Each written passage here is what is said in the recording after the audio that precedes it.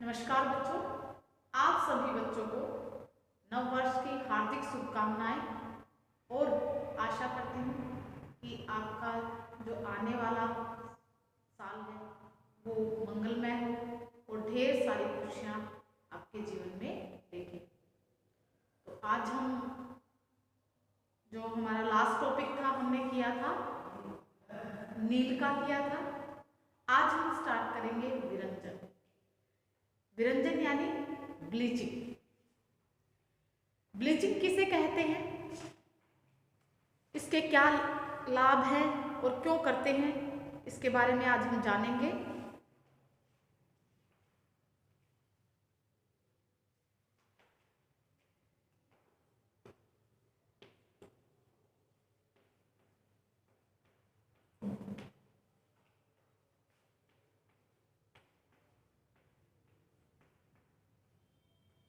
विरंजन कहते हैं इनको हिंदी में, इंग्लिश में इनको ब्लीचिंग कहते हैं। विरंजन या ब्लीचिंग का प्रयोग क्यों करते हैं, किसे कहते हैं? विरंजन होता है जब हम वस्त्र को बनाते हैं, जब वस्त्र हमारा करखे पर होता है तो उसमें धूल, मिट्टी, दाग धब्बे और कई प्रकार के जो धातु हैं उनके दाग लग जाते हैं, तेल, ग्रीस, इनके दाग लग जाते हैं। तो जब वस्त्र को बनाते हैं तो इस प्रकार की काफ़ी सारी अशुद्धियां हैं वो वस्त्र पर लग जाती हैं। तो इन दाग धब्बों, इन मिट्टी, धूल और जो भी धातुओं के दाग वगैरह होते हैं उनको दूर करने के लिए विरंजक का प्रयोग करते हैं। और विरंजक के द्वारा जो वस्त्र होता है उसमें ताजगी और नयापन, सफेदी और चमक लाई जाती है। तो विरंजक का प्रयोग क्यों किया जाता है? कपड़े में लगी हुई अशुद्धियों को, दाग धब्बों को और इनको दूर करने के लिए, और वस्त्र में नयापन, ताजगी और चमक लाने के लिए ब्लीचिंग का प्रयोग किया जाता है या विरंजक का प्रयोग किया जाता है।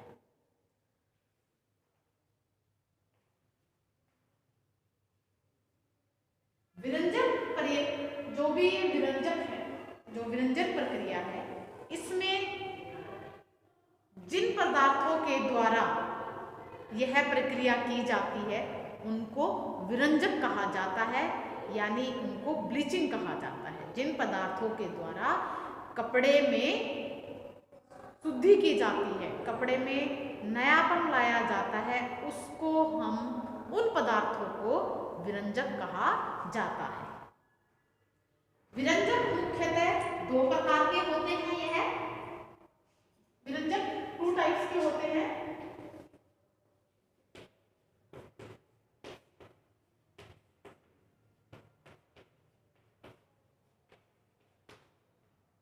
कौन से 2 प्रकार होते हैं? सबसे पहले जो होता है वो है ऑक्सीडाइजिंग ब्लीचिंग एजेंट या ऑक्सीकारक विरंजक।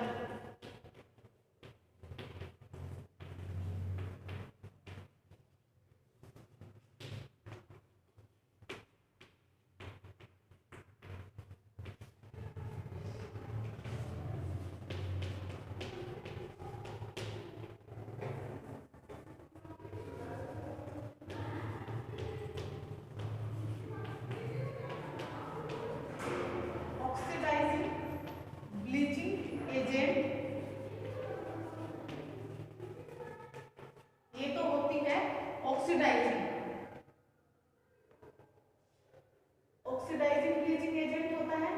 दूसरा जो होता है वो हमारी जो ब्लीचिंग है वो है अवकारक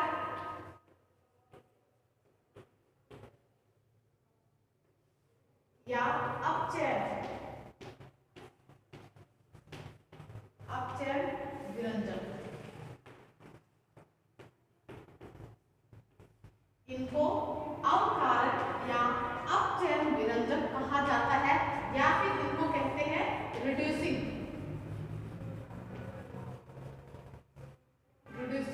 ब्लीचिंग एजेंट।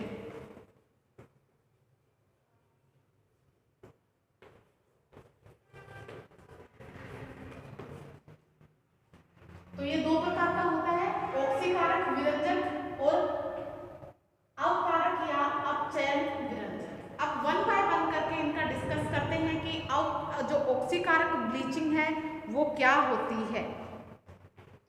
ऑक्सीकारक जो ब्लीचिंग होती है इसके अंदर जो मुख्य घटक होता है, मुख्य घटक है वो ऑक्सीजन होती है, यानी O2 होता है। O2 यानी ऑक्सीजन इसके अंदर मुख्य घटक पाया जाता है।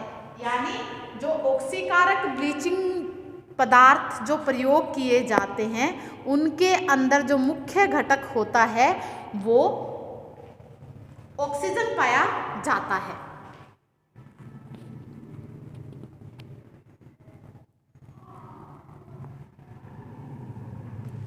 यानी जो ये ब्लीचिंग होती है ऑक्सीकारक, इसके अंदर O2 का मुख्य रोल होता है।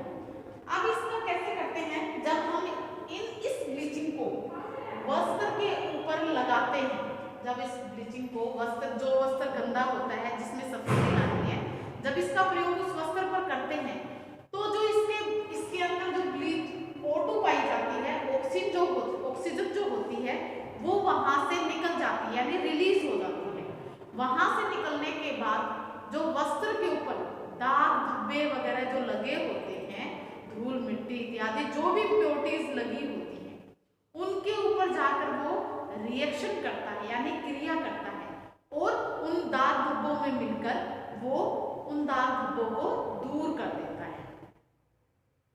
इसीलिए ये ऑक्सीकारक विरंजक कहलाते हैं, यानी ऑक्सीडाइजिंग ब्लीचिंग एजेंट कहलाते हैं। ये जो विरंजक होते हैं ये अच्छे होते हैं, ये क्या है, अच्छे माने जाते हैं। यानी कपड़े में अगर हम इनको यूज करते हैं तो ये अच्छे विरंजक साबित होते हैं। सफेद वस्त्रों के लिए ये जो है वो सर्वश्रेष्ठ माने जाते हैं और इससे दाग धब्बे आसानी से छूट जाते हैं। साथ ही वस्त्र पर जो सफेदी जो उज्ज्वलता लानी होती है वो भी आसानी से आ जाती है। यदि इनका प्रयोग अत्यंत आवश्यक हो ही जाए तो अत्यंत अल्प मात्रा में इसका जो तनु घोल बनाकर ही की जानी चाहिए, अन्यथा ये क्या करती है, ये वस्त्र से रंग निकालने लग जाते हैं।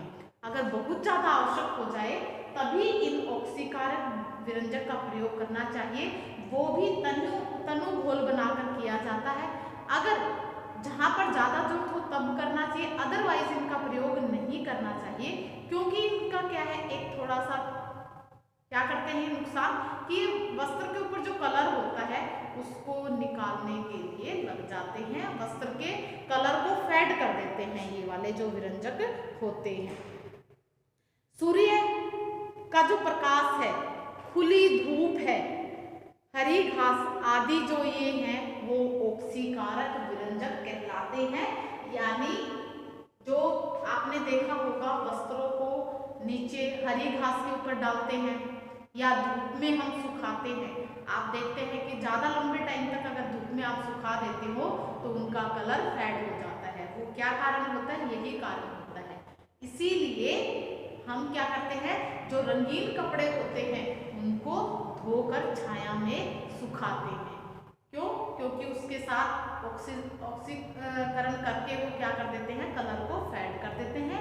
इसीलिए ये जो सोर्सेज हैं ये नेचुरल ऑक्सीकारक विरंजक होते हैं, यानी प्रकृति से प्रदान नेचुरल विरंजक होते हैं, प्रकृति से हमें मिलते हैं। तो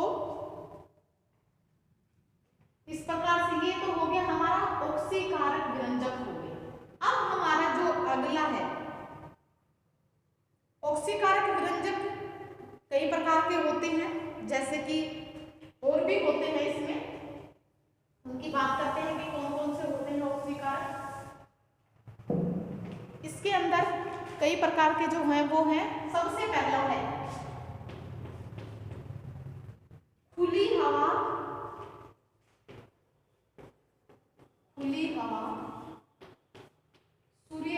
प्रकाश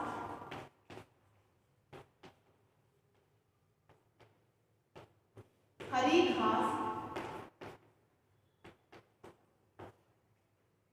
घास तथा नमी, ये सभी नेचुरल ऑक्सीडाइजिंग तो है ही है। और बाकी ये क्या है, इसमें आपको बताया कि कई प्रकार के होते हैं। ये वाली तो किसके अंदर, प्रकृति से हमें मिलती है, नेचुरल होते हैं। खुली हवा, सूर्य का प्रकाश, हरी घास और नमी है, ये नेचुरल ऑक्सीडाइजिंग विरंजक कहलाते हैं। दूसरा इसके अंदर कौन कौन से होते हैं, दूसरे हैं वो है सोडियम हाइपोक्लोराइड।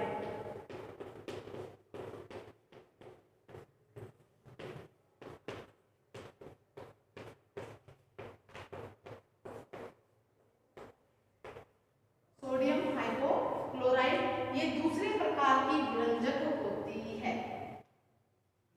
इसे हम क्या कहते हैं, इसको जेवेल वाटर भी कहा जाता है। इसको जेवेल वाटर भी कहा जाता है। इसको जेवेल वाटर कहते हैं।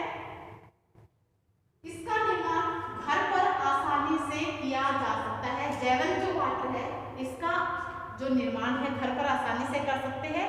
उबलता हुआ पानी लेते हैं इसके अंदर, किस प्रकार से करते हैं इसका, उबलता हुआ पानी, ठंडा पानी, उबलता पानी लेते हैं आधा लीटर, ठंडा पानी लेते हैं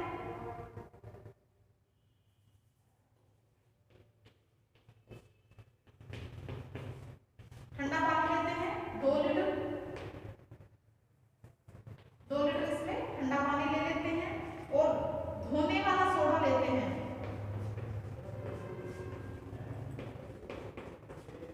धोने वाला सोडा 250 ग्राम होता है।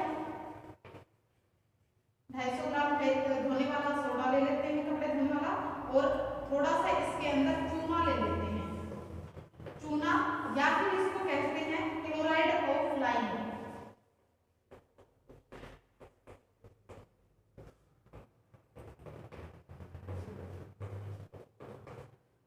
क्लोराइड ऑफ लाइम ले लेते हैं, ये भी कितना होता है, 250 ग्राम होता है। तो इसको हमने इसके अंदर इसको बनाने के लिए, जेवेल वाटर बनाने के लिए घर पे बनाया जाता है। इसका दूसरा नाम है सोडियम हाइपोक्लोराइड, इसको कहते हैं जेवेल वाटर। इसको घर पे बनाया जाता है।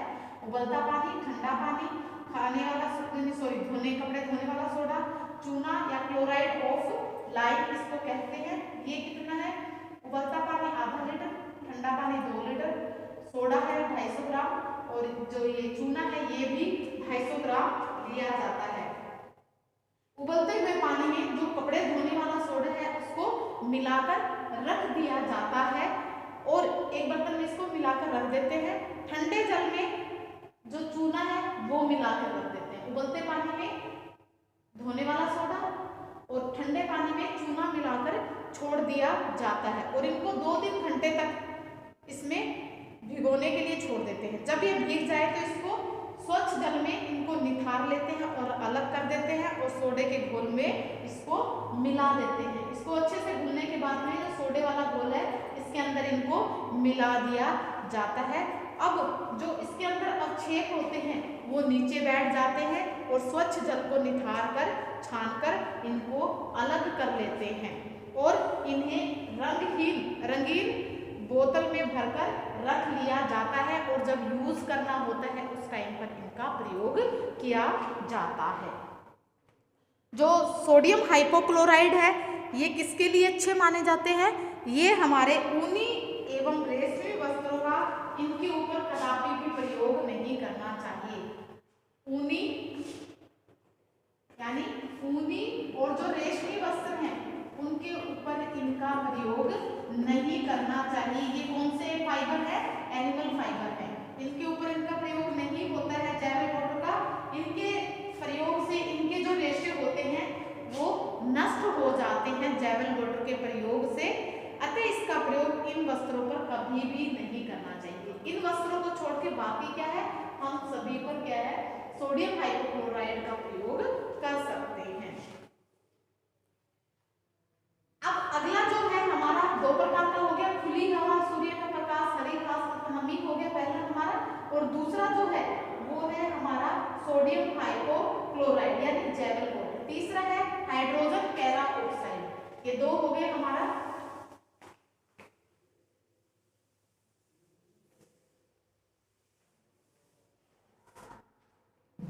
तीसरा है इसके अंदर हाइड्रोजन पैरा ऑक्साइड।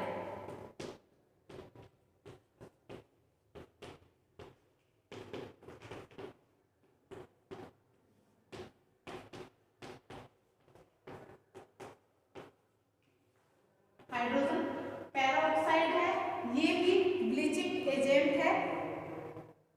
ये एक मृदु प्रकार का विरंजक कहलाता है, यानी मृदु विरंजक है हाइड्रोजन पेरोक्साइड। यह तीव्र गति से क्रिया करता है। एक तो ये क्या है, मृदु प्रकृति का होता है, और दूसरा क्या है, तीव्र प्रकृति क्रिया करता है। रिएक्शन होती है वो बड़ी ही जल्दी होती है और शीघ्रता से जल में ऑक्सीजन, जो ये क्या करता है, शीघ्रता से जल में ऑक्सीजन है वो अलग हो जाती है, बड़ी ही फटाफट हो जाता है ये। तो ये कैसे होती है, इसका जैसे फॉर्मूला है वो जैसे ये हो जाती है, जैसे हाइड्रोजन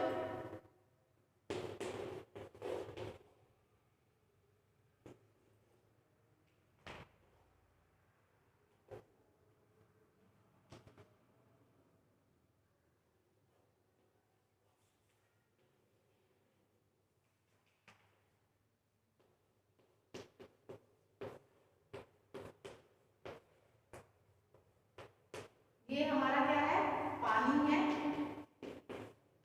प्लस ये हमारा क्या है, ऑक्सीजन है।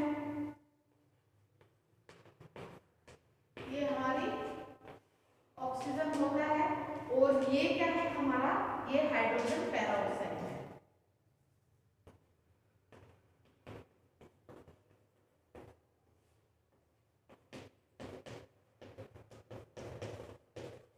ये हाइड्रोजन पेरोक्साइड, तो ये क्या है हमारा हाइड्रोजन पेरोक्साइड है। जब इनकी प्रतिक्रिया करवाई जाती है तो ये क्या करता है, बड़ी ही आसानी से जब वस्त्रों में डाला जाता है तो ये पानी अलग हो जाता है, ऑक्सीजन जल्दी से अलग हो जाती है। तो इस प्रकार से यह ऑक्सीजन अलग होकर अति शीघ्रता से क्रिया करता है और वस्त्रों का जो पीलापन होता है उसको दूर कर देता है। यदि हाइड्रोजन पेरोक्साइड के घोल में धोने वाला सोडा या अमोनिया मिला दिया जाए तो जो इनकी रिएक्शन है, अगर इसके साथ में धोने वाला सोडा या अमोनिया मिला दिया जाए तो जो इसकी रिएक्शन है, जो इसकी प्रतिक्रिया है वो और भी तेज हो जाती है, और भी तीव्र हो जाती है। इसका जो काम करने की शक्ति है वो बढ़ जाती है। और परंतु इसका जो प्रयोग है वो सूती तथा लिनन के वस्त्रों पर नहीं करना चाहिए, क्योंकि जो कपड़े धोने वाला जो सोडा है, अमोनिया के प्रयोग से हाइड्रोजन पेरोक्साइड क्षारीय हो जाता है, और अतः क्षारीय हाइड्रोक्साइड, जो क्षारीय हाइड्रोजन पेरोक्साइड है उसका प्रयोग हम सूती और लिनन के वस्त्रों पर नहीं करना चाहिए, और रेशमी एवं ऊनी वस्त्रों पर भी नहीं किया जाना चाहिए, क्योंकि इनके जो रेशे होते हैं उनको भी ये नुकसान पहुंचा देते हैं। और इनका ये किसको नुकसान पहुंचाते हैं, एक तो सूती तथा लिनन के,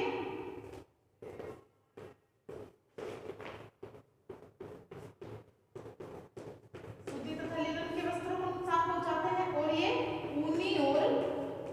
ऊनी तथा रेशमी वस्त्रों को भी नुकसान पहुंचा देते हैं। जब इनके अंदर हम क्या मिला देते हैं, कपड़े धोने वाला सोडा और अमोनिया मिला देते हैं तो इनकी प्रकृति क्षारीय हो जाती है, और क्षारीय प्रकृति होने के बाद ये इन रेशों को हार्म करते हैं, इसलिए तब इनका प्रयोग नहीं किया जाता है। ऐसे इनका प्रयोग कर सकते हैं, लेकिन जब इसके अंदर अमोनिया और कपड़े धोने वाला सोडा मिला दिया जाता है तब इनका प्रयोग नहीं किया जाता है। और एक चीज और ध्यान में रखनी पड़ती है, हाइड्रोजन पेरोक्साइड का जो प्रयोग है वो प्लास्टिक या पात्र होते हैं, यानी जो हमारे बर्तन है वो किस चीज के होने चाहिए, प्लास्टिक या लकड़ी के होने चाहिए, कोई धातु के ना बने हो, वो ऐसा नहीं होना चाहिए क्योंकि ये उसके साथ रिएक्शन कर लेते हैं। इसलिए इनका प्रयोग करते समय प्लास्टिक और लकड़ी के उपकरणों का प्रयोग किया जाता है। तो ये थी हमारी तीसरी प्रकार की हाइड्रोजन पेरोक्साइड ब्लीच। अगली जो ब्लीच है हमारी वो है potassium permanganate.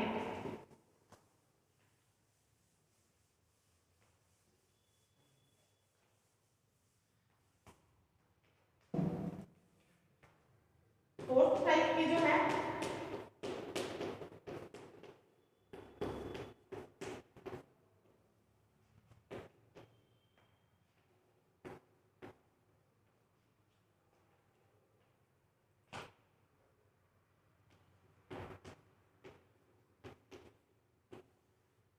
Potassium permanganate bleach है ये। पोटेशियम परमैंगनेट का जो रासायनिक सूत्र है KMnO4, ये इसका पोटेशियम परमैंगनेट का रासायनिक फॉर्मूला है। अब इसमें ऑक्सीजन की मात्रा सबसे अधिक होती है, सर्वाधिक इसमें ऑक्सीजन की मात्रा होती है। ऑक्सीजन की मात्रा इसके अंदर पाई जाती है पोटेशियम परमैंगनेट के अंदर। इससे पसीने, इससे जो दाग धब्बे छुड़ाए जाते हैं वो पसीने के दाग धब्बे हो गए, स्याही हो गई, फफूंदी हो गई, फफूंदी हो गई, और रंग है,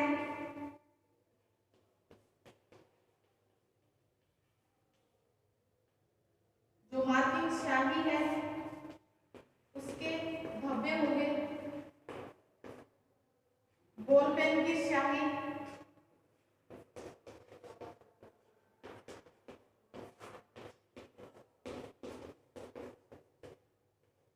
आदि के दाग धब्बे इसके द्वारा छुटाए जाते हैं। पोटेशियम परमैंगनेट के द्वारा, ये इसका रासायनिक फॉर्मूला है। इसके अंदर सर्वाधिक O2 की मात्रा पाई जाती है, इसीलिए इससे पसीने, स्याही, फफूंदी, रंग, कोई भी प्रकार के रंग वगैरह लग जाते हैं वो, और मार्किंग स्याही और बॉल पेन होता है उसकी इंक जब लग जाती है वस्त्र के ऊपर तो इसके द्वारा ये सारे दाग धब्बे हैं वो दूर किए जाते हैं। यह दोनों प्रकार के रेशों पर लगे दाग धब्बों को आसानी से छुड़वा देते हैं। दोनों प्रकार के रेशे कौन से हैं, चाहे वानस्पतिक हो और चाहे प्राणिज हो। वानस्पतिक जैसे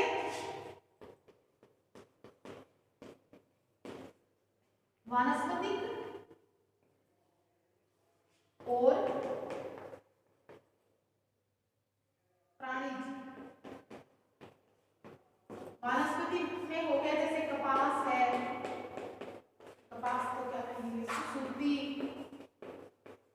लीनन, ये इस प्रकार के हो गए।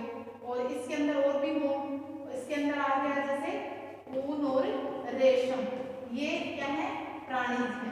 तो इनको दूर करने के लिए इनके ऊपर जो चाहे तो सूती या लीनन वानस्पतिक जो रेशे होते हैं उनके ऊपर दाग धब्बे लगे हों, चाहे प्राणिज रेशे कौन से, ऊनी और जो रेशम होते हैं उनके ऊपर दाग धब्बे लगे हों, उनको दूर करने के लिए पोटेशियम परमैंगनेट एक अच्छा विरंजक माना जाता है। इससे वस्त्र पर सफेदी एवं उज्ज्वलता आ जाती है, परंतु इसके प्रयोग के पश्चात वस्त्र को अच्छे से साफ पानी से निखार लेना चाहिए, साफ पानी से निकाल लेना चाहिए। उसके ऊपर ये जो घोल है वो नहीं रहना चाहिए। इससे क्या है, इससे हमारे जो वस्त्र के ऊपर जो दाग धब्बे लगे होते हैं ये वस्त्र के रेशों को नुकसान कर देते हैं।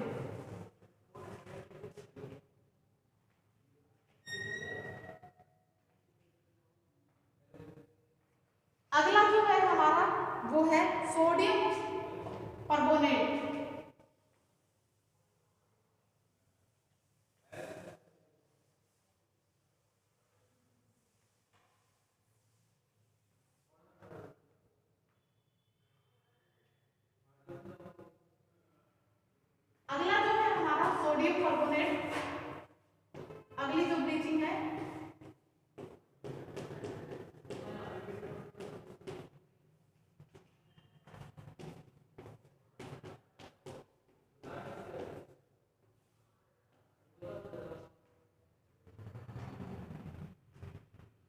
सोडियम परबोनेट एक प्रभावशाली और शक्तिशाली ब्लीचिंग है। ये क्या है? शक्तिशाली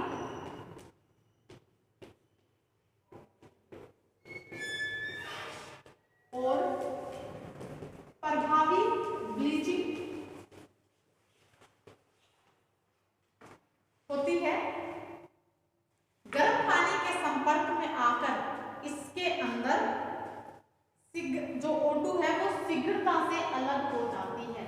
जब सोडियम परबोनेट को गर्म पानी के अंदर डाला जाता है तो जो इसके अंदर जो ऑक्सीजन होती है वो बड़ी जल्दी से, बड़ी शीघ्रता से विमुक्त हो जाती है, यानी उनसे अलग हो जाती है और दाग धब्बे के संपर्क में आकर वो रिएक्शन करती है और दाग धब्बों को दूर कर देती है। ठंडे पानी में ये क्रिया नहीं हो पाती है, इसलिए सोडियम परबोनेट जो ब्लीचिंग है उसको यूज करने के लिए गर्म पानी का प्रयोग किया जाता है। गर्म पानी में जब इसको डालते हैं तो अति शीघ्रता से इसकी जो O2 होती है, ऑक्सीजन जो होती है वो विमुक्त हो जाती है और दो दाग धब्बे हैं उनके ऊपर रिएक्शन करती है। अगर हम इसको ठंडे पानी में डालते हैं तो ये क्रिया नहीं हो पाती है, क्योंकि उससे जो O2 है, ऑक्सीजन है, वो विमुक्त यानी अलग नहीं हो पाती है, जिसका परिणाम क्या होता है कि जो दाग धब्बे हैं वो निकल नहीं पाते हैं। अतः ठंडे जल में इनके प्रयोग से दाग धब्बे नहीं छूट पाते हैं। इनसे वनस्पति और प्राणी दोनों ही प्रकार के स्रोतों से प्राप्त रेशों से निर्मित वस्त्र को विरंजित किया जाता है। इससे चाहे सूती हो, चाहे लिनन हो, चाहे रेयन हो, चाहे इसके अंदर ऊन व रेशम, इन सभी प्रकार के जो रेशे हैं उनको ब्लीच किया जा सकता है। इससे सोडियम परबोनेट को क्षारीय प्रकृति उदासीन हो जाती है। ऊनी एवं रेशमी वस्त्र पर दाग धब्बे हटाने के लिए इसमें एसिटिक अम्ल मिलाना आवश्यक हो जाता है, क्योंकि उसको मिलाने के बाद जो इनकी प्रकृति है वो क्षारीय नहीं रहती और वो जो वनस्पति जो ये प्राणी जो रेशे हैं, ऊन और रेशम, उसको हार्म नहीं करते हैं। अगर ये इनकी प्रकृति क्षारीय होगी तो ये ऊनी और जो रेशम के जो वस्त्र हैं उनको हार्म करेंगे या नुकसान करेंगे, उनको रेशों को नष्ट कर देंगे। तो इसीलिए अतः सोडियम परबोनेट का निर्माण कास्टिक सोडा, बोरेक्स एवं हाइड्रोजन पेरा ऑक्साइड से होता है। जब इसे खोलते हुए पानी में डालते हैं तो यह क्षारीय विरंजक बन जाता है। एक पिंड खोलते जल में 1 छोटा चम्मच सोडियम परबोनेट की मात्रा ही पर्याप्त होती है। दाग धब्बे छुड़ाने के लिए इसके घोल है उसको धब्बों पर स्पंज की सहायता से लगाया जाता है। तत्पश्चात इसको वस्त्र को अच्छे से साफ पानी से इनको धो लिया जाता है और दाग धब्बे जो होते हैं, इन प्रकार के जो विरंजक होते हैं तो उनसे हम दूर कर सकते हैं। तो हमने किसकी बात की? ब्लीचिंग की बात की। ब्लीचिंग आपको बताया 2 प्रकार के होते हैं, एक ऑक्सीकारक विरंजक होते हैं, दूसरे अपचयन या अकारक ब्लीचिंग एजेंट होते हैं। तो सबसे पहले हमने ऑक्सीडाइजिंग जो ब्लीचिंग है एजेंट है उनकी बात की। इसके अंदर 5 प्रकार के हमने विरंजकों की बात की, जो क्या थे? सबसे पहले थे खुली